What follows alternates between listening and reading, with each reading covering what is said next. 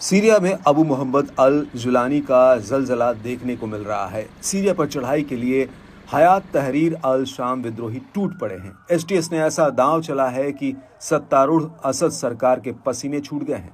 Syria के दूसरे सबसे बड़े शहर अलेप्पो में विद्रोहियों की आंधी ने सत्ता पर काबिज असद गुट को खदेड़ दिया है।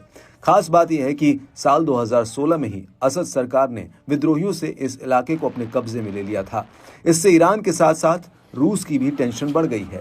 सीरिया को फिर से कब्जाने के लिए विद्रोही गुट को पर्दे के पीछे से अमेरिका और तुर्की का पूरा समर्थन मिल रहा है।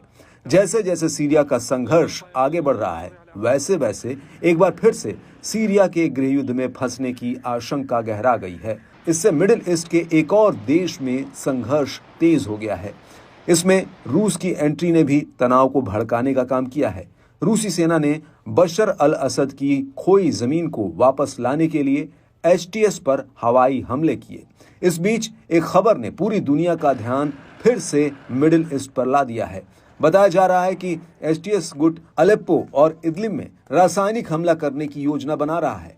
इसके लिए लड़ाकों ने तैयारी भी तेज कर दी है। रूसी न्यूज एजेंसी RIA नोवोस्ती ने सूत्रों के हवाले से दावा किया कि एसटीएस ने जहरीली गैसों से भरे कई सिलेंडर्स को दक्षिणी इदलिब के गांवों और पश्चिमी अलेप्पो के इलाकों में ट्रांसफर भी कर दिया है।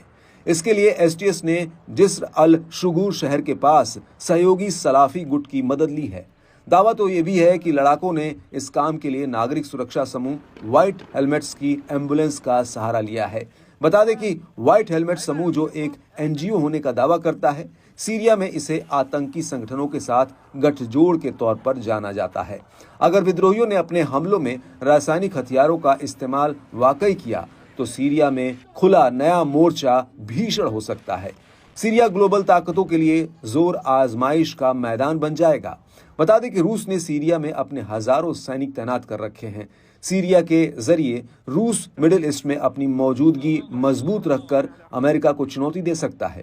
रिपोर्ट की माने तो सीरिया में विद्रोही गुट पहले भी ऐसे खतरनाक कदम उठा चुके हैं। इस दौरान आम सीरियाई जनता पर रासायनिक हमले किए गए हैं। बाद में सारा ठीकरा सत्ता पर काबिज बशर अल असद पर फोड़ा है।